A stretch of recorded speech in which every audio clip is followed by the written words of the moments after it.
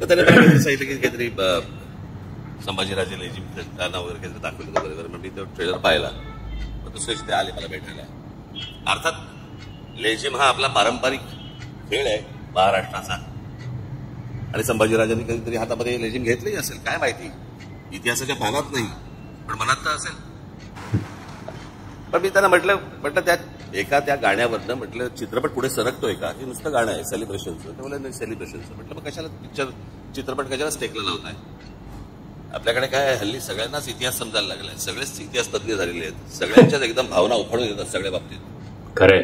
पण म्हटलं काय आहे, म्हटलं चित्रपट पाहायला लोक जेव्हा जाणार त्यावेळेला औरंगजेबाने केलेले जे अत्याचार आहेत ते डोक्यात ठेवून म्हटलं ज्यावेळेला लोक जातील, आणि म्हटलं ट्रेलरमध्ये काहीतरी लेझिम बिझिम नाचता बिस्तार म्हटलं काढून टाका म्हटलं. ते म्हटलं उद्या असं आपण बघूया म्हटलं. नंतर मी कोणाशी नंतर बोलत होतो. रिचर्ड ॲटनबरोबर ज्याला महात्मा गांधी पिक्चर केला, आपल्या डोळ्यासमोर महात्मा गांधीचे काही काही आंदोलन येतात, पण चित्रपट पाहायला गेलो असताना आपल्याला असं एका सीन मध्ये दिसलं की महात्मा गांधी दांडिया खेळतात. कसं वाटलं असतं आपल्याला. तर दिग्दर्शकाला टाकायचा पण असेल सीन, पण महात्मा गांधीच्या हातात एकच काठी असल्यामुळे दांडिया खेळता नाही आला.